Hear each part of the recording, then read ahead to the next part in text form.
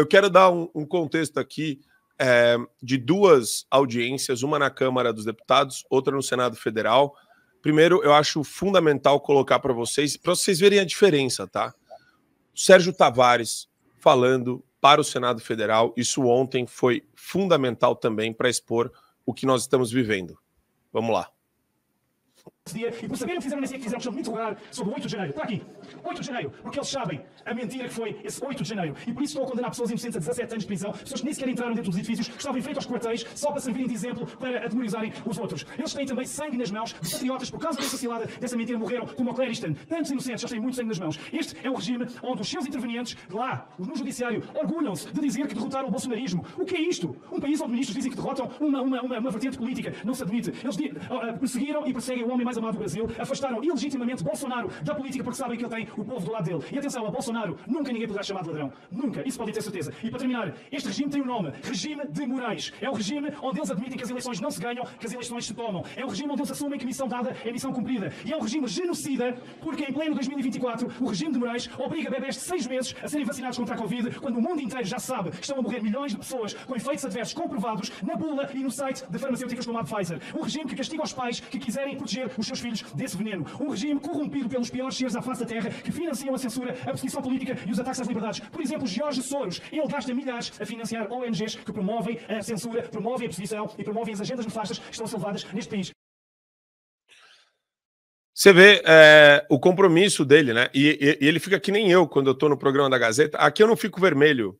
No programa da Gazeta eu me empolgo, fico vermelho, assim, um pouco pistola. Quando o Holiday fica pistola, ele não fica vermelho também, né? Porque, óbvio, é uma questão de melanina. É difícil o Holiday ficar... Você já ficou vermelho, Holiday?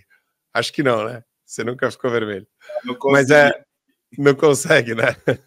Mas E para fazer um contraponto a isso que a gente está olhando, na frente, na cara do Arthur Lira, o Nelipe Feto.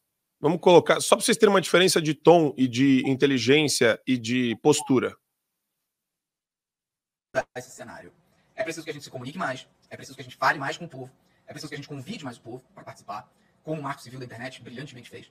E é preciso, fundamentalmente, que a gente altere a percepção em relação ao que é um projeto de lei como era o 2630, né? Foi, infelizmente, triturado pelo excrementíssimo Arthur Lira. Se nós não tivermos o povo do nosso lado, os deputados não vão votar. Eu fiz essa comparaçãozinha e eu vou jogar... Tá na vez de quem ser o primeiro? Porque eu sempre jogo o segundo para primeiro. Eu me perdi aqui, mas eu vou colocar para o Cogos começar, que eu acho que o Cogos ainda não começou.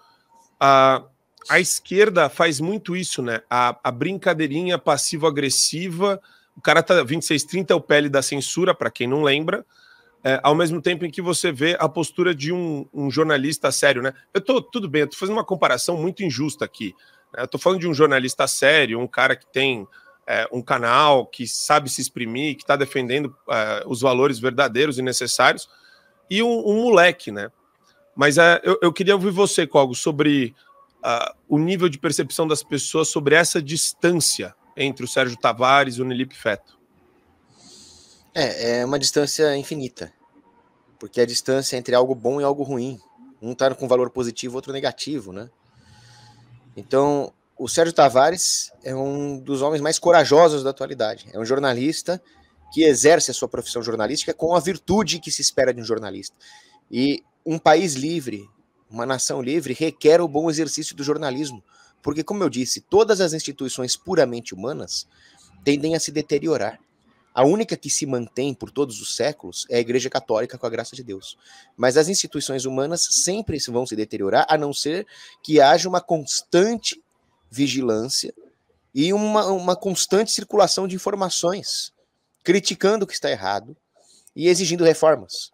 Então, se um país não tem bons jornalistas para falar a verdade de forma corajosa, pode ter certeza que os governos, os tribunais, as empresas vão se corromper.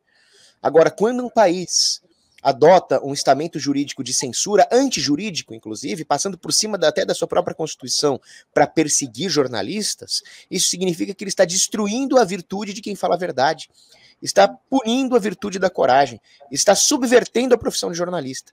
Um país onde um jornalista como Sérgio Tavares tem medo de falar a verdade, ele vai lá e fala, claro, né? Porque medo não é que a pessoa vai deixar de fazer o que tem que fazer. Ela sente o medo, mas faz. Isso é coragem de verdade. Mas um país onde esse homem sente medo é um país que já está numa ditadura. É um país que hoje se junta aos párias da comunidade internacional, Coreia do Norte, Cuba, Venezuela, e o que é vergonhoso para nós que já fomos um país relativamente livre. E do outro lado nós temos não dá nem para chamar o Nelipe Feto de jornalista, né? Mas nós podemos dizer o seguinte: influencer orgânico do sistema, contratado pelo sistema para continuar manipulando a informação e fazendo propaganda dos censuradores. Com um nível assim de decadência, de indignidade pessoal, porque ele se vendeu como um Judas Iscariotes, um sujeito que passou a vida dele inteira fazendo vídeos lamentáveis para uma população emburrecida, né? O público do Felipe Neto é um público emburrecido. E agora o cara vai lá e se arvora na condição de grande porta-voz da moral e da ética, quando ele não passa de um porta-voz do sistema, um propagandista do mais baixo nível, o oposto de um Sérgio Tavares.